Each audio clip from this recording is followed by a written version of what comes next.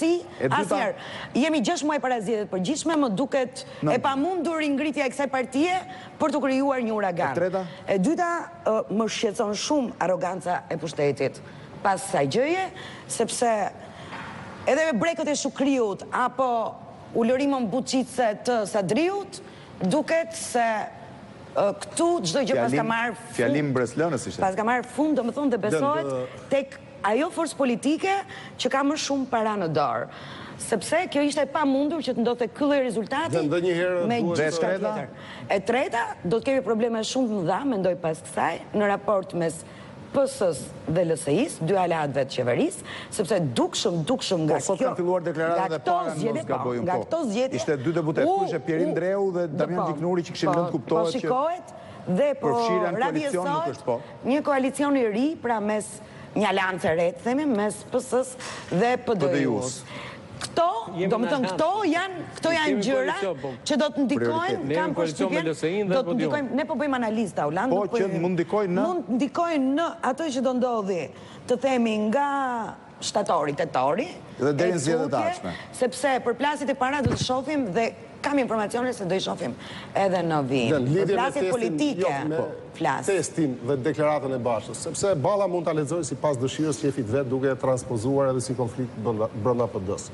E vërteta është që testi nuk ishte të bënte test politik kombëtar, ishte test i përplasjes politikës opozitare, quheni, me bandat ose me kartelet.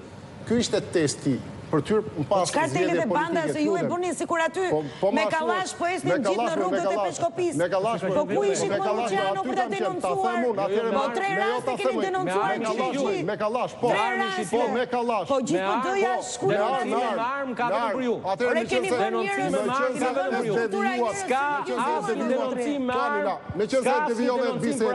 Po këtu ju keni problem të me qenë se në putë personalitike me armë. Nëse ti s'parë ndryn, se po bisedoj ju keni probleme të brendshme. Ta çoj argumentin, me qenë se ma devijuat. Kam qenë në qendrën rreth Kale, komuna Murr. Kam qenë unë vetë në qendrën. S'po bindje elektoratin tënd. Se ju jeni deputet në Elbasan. Deri në fund tash, lutem. Ju jeni deputet në Elbasan. A do ne këtë do kallashin ti? Po ta tregoj unë kallashin. Dhe në çdo qendër votimi, në çdo qendër votimi është fjala ime, nuk është fjala jote, është logjika ime dhe duhet ta çoj unë deri në fund. Kishte persona të armatosur. Personi ka qenë me pistolet aty, e jap dhe emrin.